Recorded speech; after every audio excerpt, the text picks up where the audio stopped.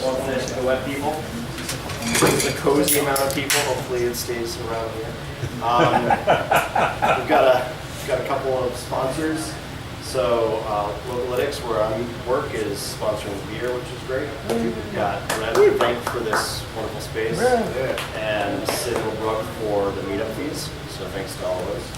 And we've got two talks tonight. We've got Steve talking about continuous integration. We'll kick it off, and then Dane will talk about freelancing. So yeah, continuous integration. I'm Steve Desmond. I'm a local independent developer, contractor, consultant, freelance, whatever you want to call it. For a few months now, and I'm looking forward to hearing from Dane about what I'm doing wrong. So continuous integration. We need to clear the air first, because there's a lot of confusion around the definition. In fact, just last week, ThoughtWorks, who creates Snap CI, which is a continuous integration tool, came out with this report on some research that they did, and the title is "No One Agrees How to Define CI or CD." And of the people that they talked to, it seemed like the most common definition that they had was that if you have a CI server or tool, you are doing CI, and no. So what is continuous integration? It's a set of practices. There's 11 in this list. They're taken from Martin Fowler's website. He was one of the people at Chrysler during the whole big XP experiment with Kent Beck, etc. And continuous integration was one of the things that came out of that. So first and foremost, everyone commits to the main line every day. What's the main line? That's the trunk if you're using Subversion, the master branch if you're using Git. And basically, this right here is everyone is continuously integrating all their work into the same branch of the same product. So everyone can see each other's changes, everyone can see if any changes that anyone has made have broken things. And how does that happen? Well, every commit should build the main line on an integration machine. It's a little convoluted here. We'll break that down in a minute. But basically, anytime someone commits something, the CI server, the CI tool, it kicks off a build. And we'll see what that means as well.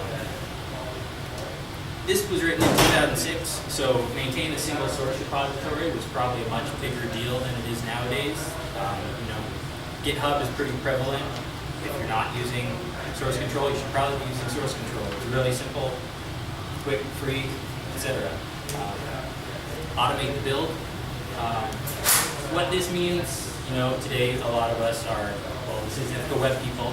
So, what does it mean to build something when our languages are dynamic, interpreted, etc.? Show you that. Make your build self-testing. Basically, don't separate the test from the build. If you have this thing called the build, make sure it works before you call it a build. Fix broken builds immediately. This kind of goes along with every commit should run on the integration machine. It's going to tell you right away somebody broke something, and then your job is to fix it right away. Keep the build fast, because every commit runs something. You want to keep that fast so you get quick feedback on the quality of what you're building. Test in a component of the production environment. At my previous job, we had a big issue where our development server and our production server were completely different. So everything would work fine in development, ready to go, push it to prod. Nope, crash, crash, crash. Because the different version of Red Hat, different version of PHP. Make sure you test in the same environment that it's going to be running in prod. Make it easy for anyone to get the latest executable. Kind of along the lines of what does it mean to be built? What does it mean to be an executable on the web? And that's basically really like a staging site. Just somewhere where internal stakeholders, even external stakeholders can go and say, all right, this is the latest everything. How does it look? Along similar lines, everyone can see what's happening. They can go check out a dashboard to see how the build history is going. Do we have green builds for the past week, or are things crashing all over the place because we're stressed and no one's writing tests, or no one's running the tests before we go. Lastly, and this one kind of gets into continuous delivery and continuous deployment, which I'll also talk about later. Automate deployment. Basically, if you're automating everything else, it's just another tiny step to actually automate the deployment. Whether that's an rsync or a remote git pull or something like that. Why do we do this? Well, the big reason is to not have this happen. Whether you've got absolute paths that you've accidentally put in your code, or you've installed some dependencies, but you haven't, in the node world, you haven't added them to the package JSON. Other people, your coworkers, fellow developers, they're going to pull down your changes, they're going to try and run it, and it won't run because either the file doesn't exist or the dependency wasn't included, etc. So the build server, the CI server, is kind of the canonical build. It is the most truthy of the quality of your software. So a little more seriously, quality, stability, and visibility. I talked about some of these before. So quality, you've got tests, you're running the tests, you know all the tests pass, you know your software, your site, your web app, native app is doing what it's supposed to be doing.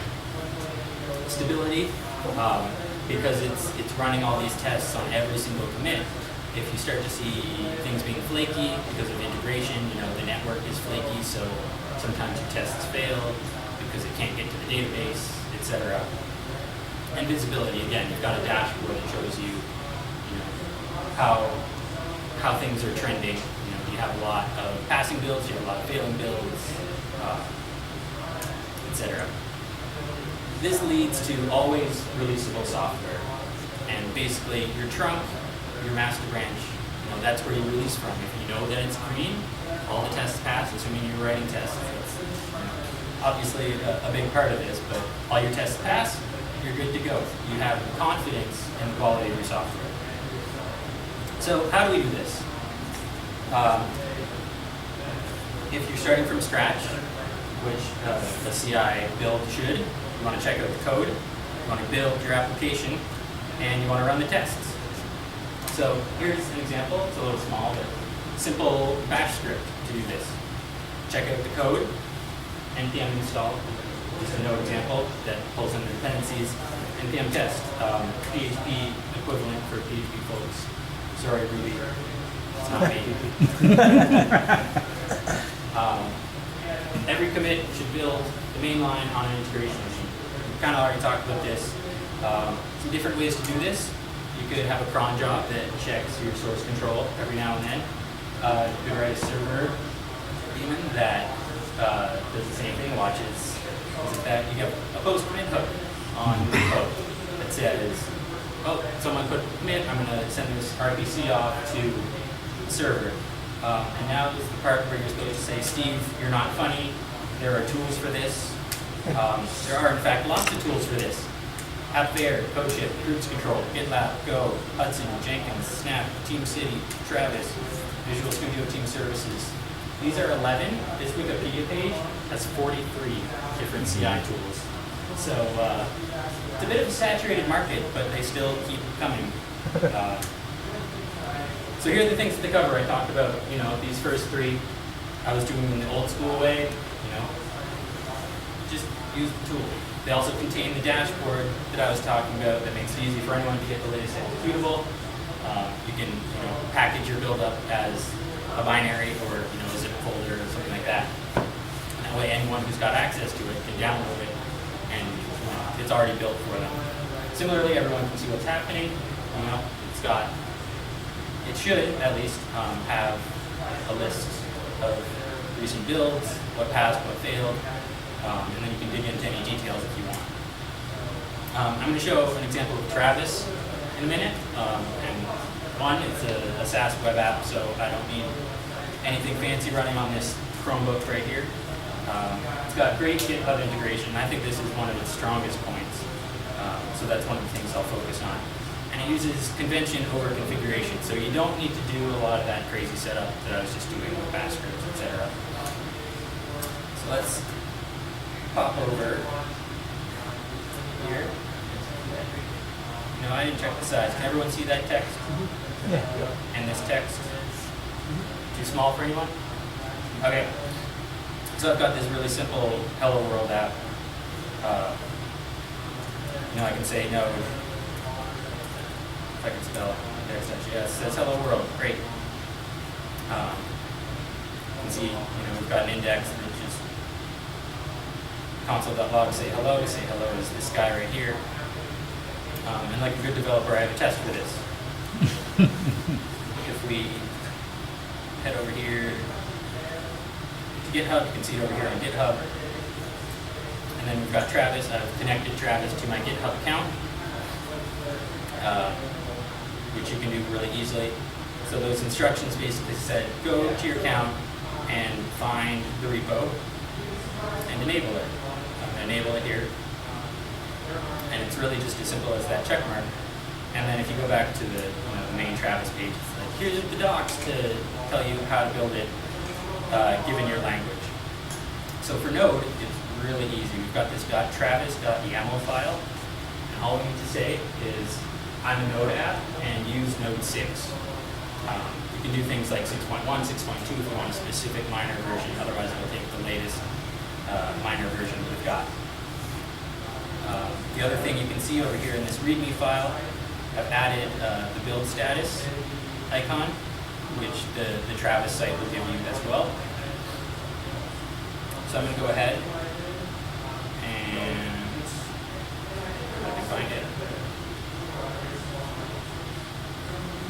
I'm going to push those changes to GitHub. Come back over to Chrome. You can see now we've got build unknown. So that's hooked up, that's just a JPEG that's coming from, or probably a PNG, SVG, but it's coming from Travis. We can click on that, and it'll bring us right to the Travis page. And we can see our build in action.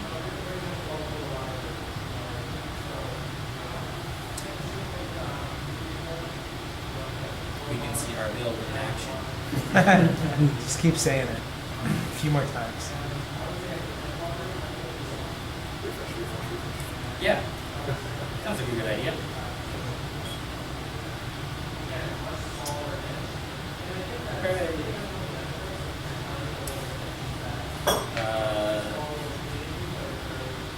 Let's do this then.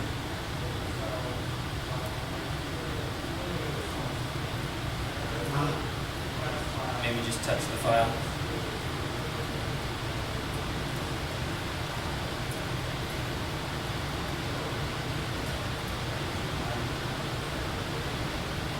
I was doing some sneaky stuff with already having that. There we go. Okay, but it just took a minute. So basically, Travis is the one watching the repository now. It probably checks every couple seconds, but it saw I had changes, it kicked off the build. And what Travis specifically does, you can go fast, Docker right here. So it's got a container on its end, and the container runs Node. You can see it doing its thing right here. It's installing Node. It's running npm install, running npm test. I didn't tell it to do that. It knows this is a Node app, these are Node's conventions, these are the ideal things. And I just got an email actually, which I'm assuming, here we go, Travis CI passed. So by default it sends an email to everyone, the author and the owner of the repo, the author of the command and the owner of the repo. I need to turn that off because I've been doing a lot of emails from Travis as I've been testing this. So let's say now I want to add a branch. So, the kind of first fancy step to Hello World is making me be able to say hello someone's name. So, not a branch called add name. Check out that branch. Back over here. So, hello world, it's going to now say hello name, and then default name of world. Right. We're going to make sure that this guy. Sorry, I guess I should check beforehand. How many people are familiar with Node? Okay. So basically, Node, it's the server-side JavaScript. And so this app, you saw me run it before, you say node, JavaScript file name, it runs it. So it's going to do a console log, call the hello world module, which is this file here, which has one method called say hello. It says hello to the name. This process, argv2, is basically just the parameter that I pass in after. Right? So I can say hello, or I can say node index, it'll say hello world. Why don't I just show you? You can say hello, Ben. Right, so I can say node index, we'll say hello world. I can say node index Steve, say hello Steve. Like a good developer, I should write a test for this. So I'm going to do that. Because we want the coverage. Do that. If I can get my. So when we say hello with the parameter of Steve, we expect it to stay hello Steve. Great. So I'm going to commit that.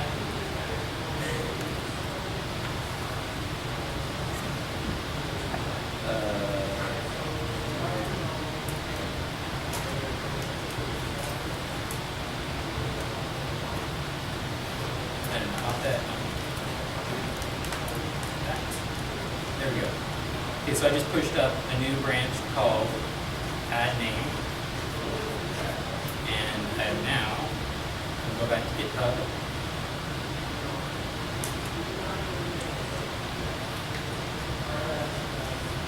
Hey, look at this, we've got this add name thing. So let's create a pull request.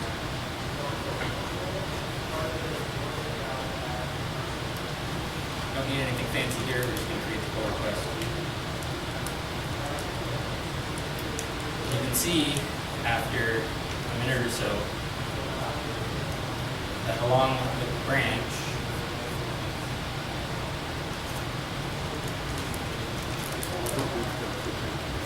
apparently a lot of people are using Travis tonight.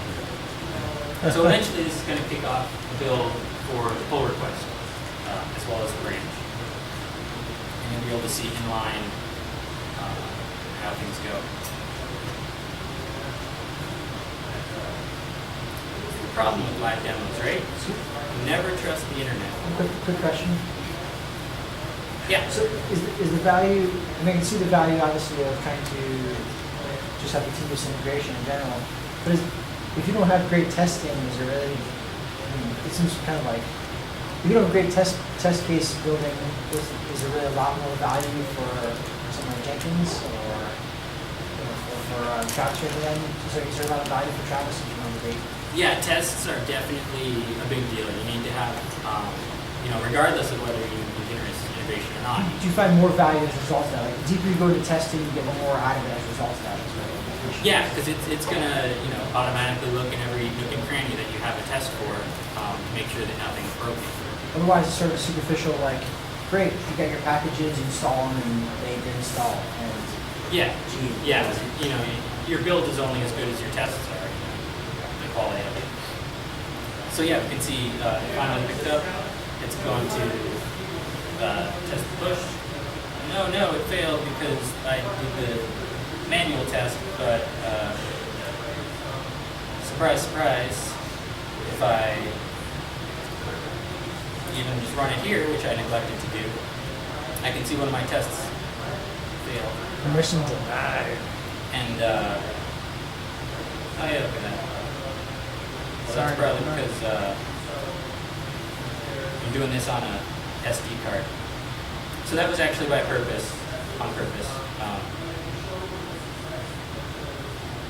And that was to show you, Don't do this on an SD card.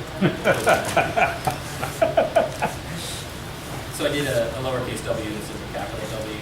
And you can go in here and you can see, okay, we expected hello world with a capital W, got hello world with lowercase w. This developer who was rushing, trying to get the new feature in as soon as possible, broke things when he put the default parameter having a lowercase w. Oh my gosh. Obviously, kind of a lame example, but you That's a get great the point. example. So now that we fixed it, we can Value of testing. Exactly, right? Drinking the Kool-Aid. We can go back here now and watch it pass. You know, then we can merge it. It'll run the tests again on Trump. But you know, with literally 3 lines of YAML, I was able to get a quick and dirty CI set up. And obviously, the more complex your test cases are, the more complex your config is going to be. But we don't have that much time tonight, so I would really suggest checking out Travis because it is so quick and easy to get up and running. Some of the other things you can see here, if we look at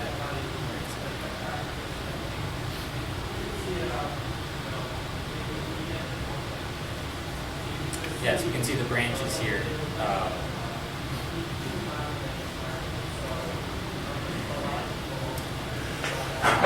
There's little icons here for what the build on that branch is. So the master is passing. The branch that I just created, it's running right now. So this is one of the dashboard things you can see. You can also go over to pull requests.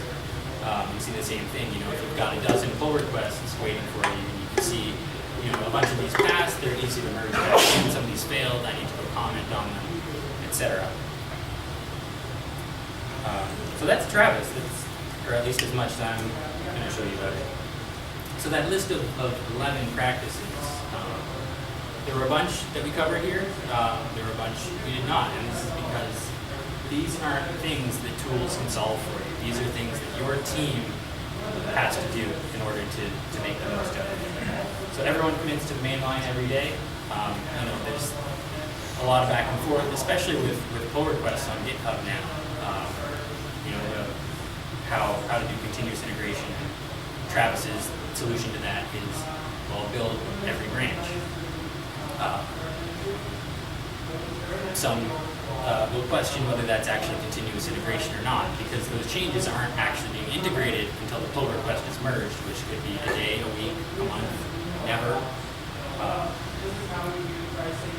Fix broken builds immediately. Obviously, the tools can give you an indication. My phone is buzzing up the hook, for example, that things are broken. There's another one. But they're not going to fix it for you. It's your team's job to fix those broken builds, to focus on the quality of your software. And keep the build fast. As your test suite grows, it's going to take longer to run. One of the things that is recommended is to break out the really quick unit tests that should only take, you know, maximum a minute or 2 to run, depending on how big the suite is, from browser-based integration tests. And so, you know, the bigger picture here, the 3 that I had before, I had it deploy to a test environment and run acceptance tests, whether it's Selenium or, you know, some other long-running process. That way you can get the quick feedback if unit tests fail, and you can get, you know, you also get feedback for the acceptance tests, but that's, you know, not as important because it's not as quick of a cycle. This starts to get into things like continuous delivery. I'm not going to talk about that today, but basically further steps. You deploy to staging, you run more tests, whether it's performance tests, other regression tests, manual, user acceptance testing. And basically it's a push button to prod. So you've got, we've used Go, not the language, Go, the continuous delivery tool at Ithaca College. And basically you set up a pipeline, and when you're ready to go, you literally push one button. It does the exact same thing that it did to staging to production. So it's just basically lift and shift almost. Kind of the end of the spectrum over there is continuous deployment, which is the exact same, except if all your tests pass, you just push up the prod. Also called YOLO. Here's the diagram. So you can see, you know, here's what we did. We had our unit test fail. We got the feedback. We fixed the unit test. We had integration tests. We could run those and see them fail, get the feedback. The last little cycle here, we can see, oh, the integration test passed, the user acceptance test passed. This last little thing over here, if it's continuous delivery, that's a push button. If it's continuous deployment, it's automatic. and all of a sudden we've got stuff in production, and all we did was commit our code. Who does continuous delivery, continuous deployment? I saw this tweet from DHH earlier this week. They had 3,000 deployments of Basecamp 3 since it launched in November, which is about 10 per day. And this is a team of 14 developers. So it's not like they're giant. They're a good size. As you scale, Etsy does about 50 deployments per day. Facebook does about 200. Amazon, I've read, does about 1,000 deployments per day.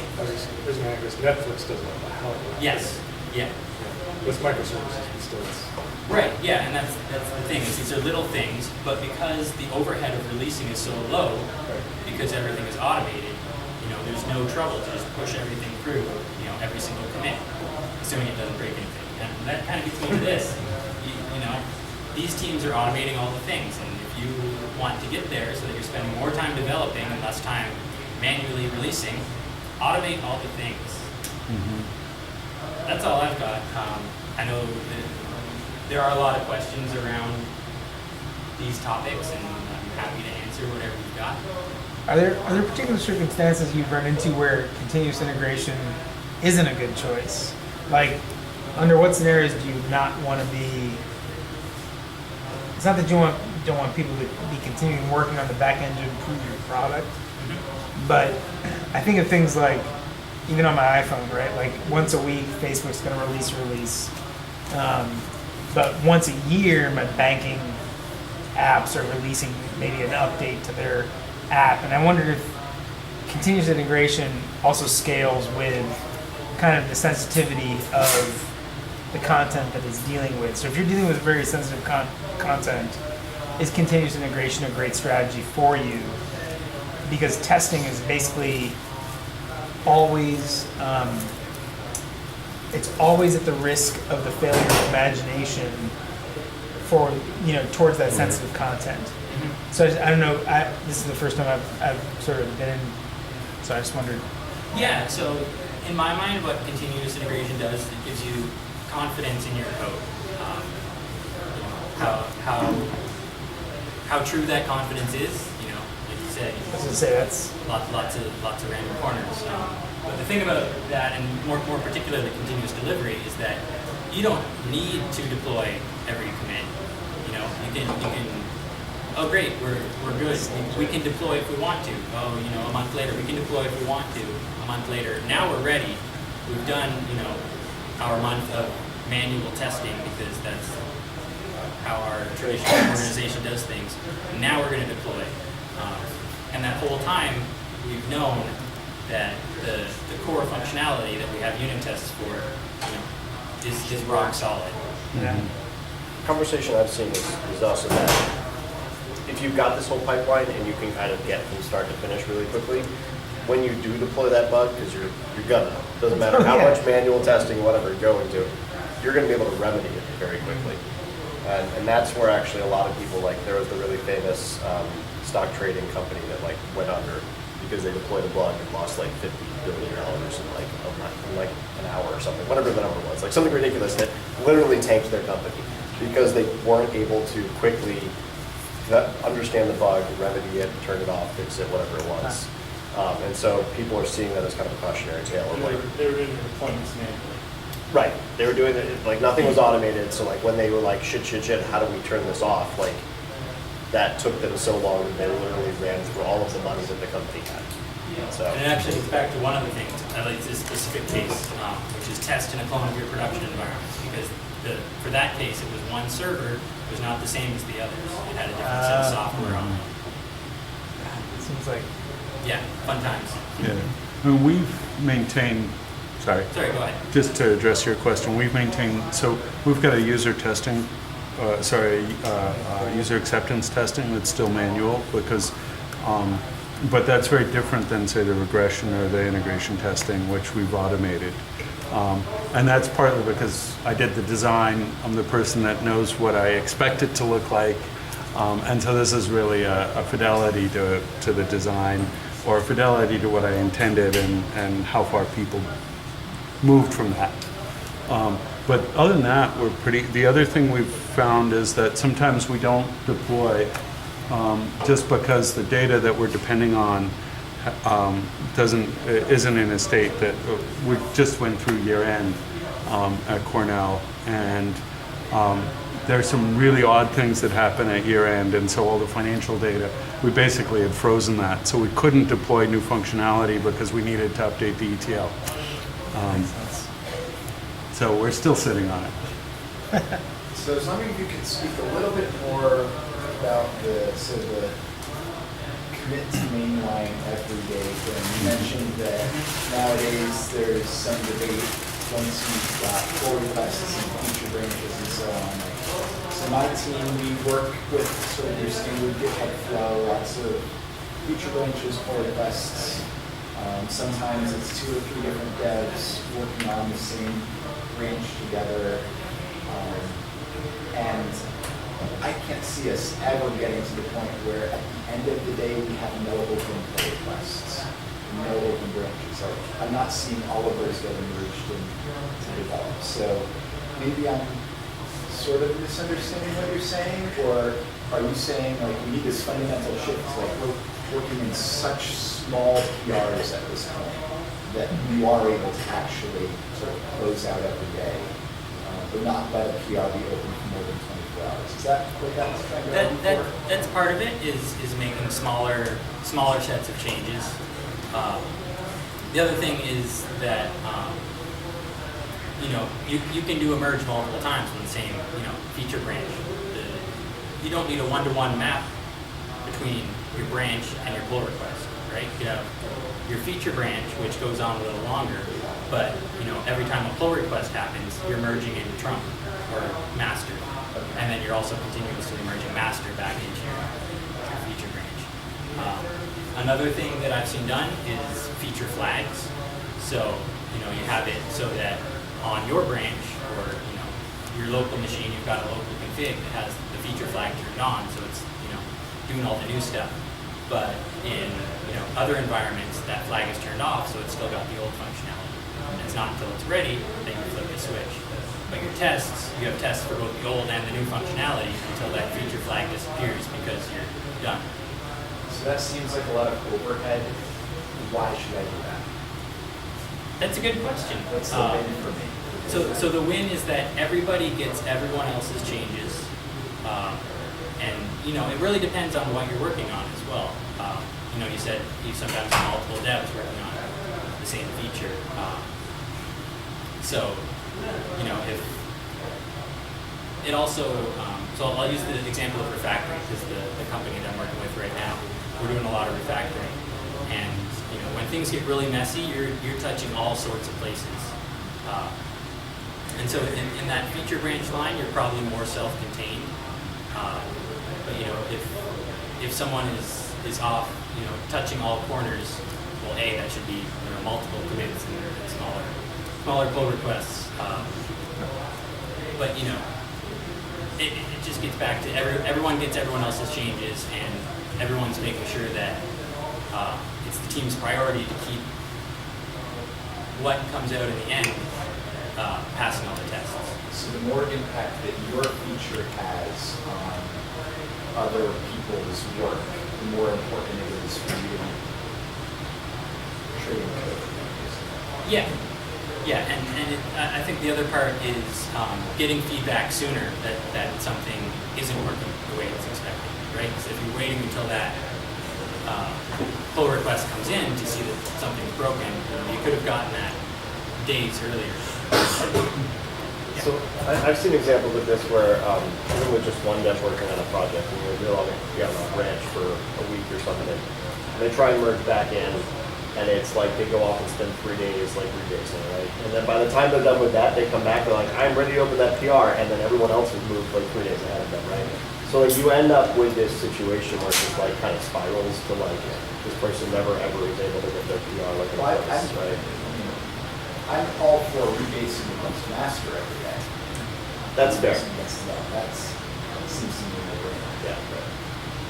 Yeah. The other thing that I found was just by forcing yourself to think about things in like small segmented PRs, not only do you feel like you're getting a shit ton done because you're burning through PRs and it feels awesome, but you actually end up like just being able to move more quickly because you just don't have that like baggage with you that you're trying to like continue to push forward. So like often when I'm doing PRs, I'll do a whole bunch of work, then go back, mess around with the Git history for like 20 minutes and break out a whole bunch of like refactorings that I needed to do just to get my thing done, open up PRs for all that, get that through, and then my actual code is just like a tiny little PR. And then that makes each individual one easier to review. You can go through, I mean, there's the adage of like, you know, if you have a PR that's like 500 lines, you get like a looks good to me and a thumbs up. And if you have like a PR, like 10 PRs that are each 50 lines, you get like all comments and people are finding all the bugs and really digging into it. And like that can continue Digestibility. yeah, it continues to really improve the level of code review that you get instead of people going like, oh, that's a lot of code. Sure, fine. Even smaller PR sizes, right? Like reviewing a 100-line PR takes more than twice as long as reviewing a 50-line PR. Yeah.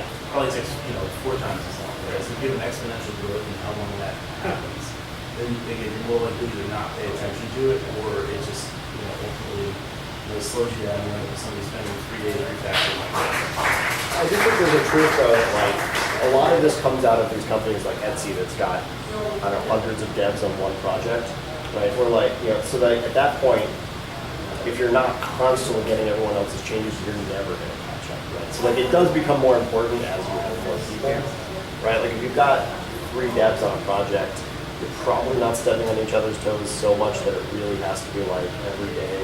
Some people are like every couple of hours you need to be checking in kind of thing.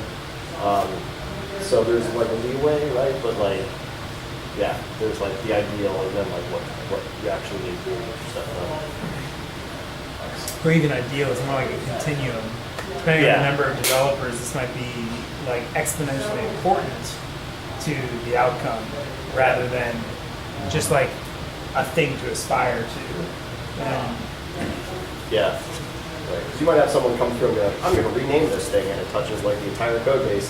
And they're like, that's great, moving forward. And like 3 days later, you're like, I'm ready for my PR. And you're like, nothing works, right? So like that's the kind of thing where it's like really nice to just like constantly be getting that good. I thought it was interesting to start with the feature flags too. Is like I feel like that's an answer maybe to your question too of like you can be deploying constantly and not actually lighting things up. Yeah, like turn it off. Yeah, so like coupling that like deployment from releasing of features can be pretty powerful stuff. That's great. I just want to throw out that with AWS for using Jenkins for releasing actual servers, like creating and taking down servers.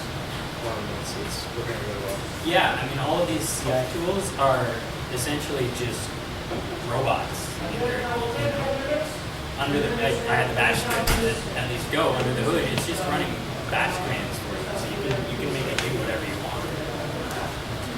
It's like the infrastructure is code. We're talking about applications, but for infrastructure too. Nowadays, we can do that. Yeah, and I know Etsy actually, they've started writing tests around their infrastructure. That's kind of to make sure that's all. Yeah, we haven't gotten to that stage. Everything's supposed to be.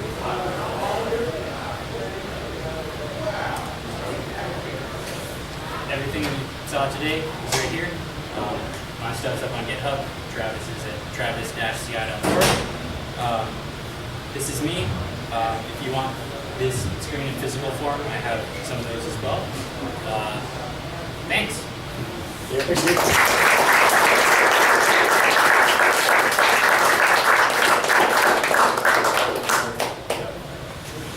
All right, take a little break and go on to the next.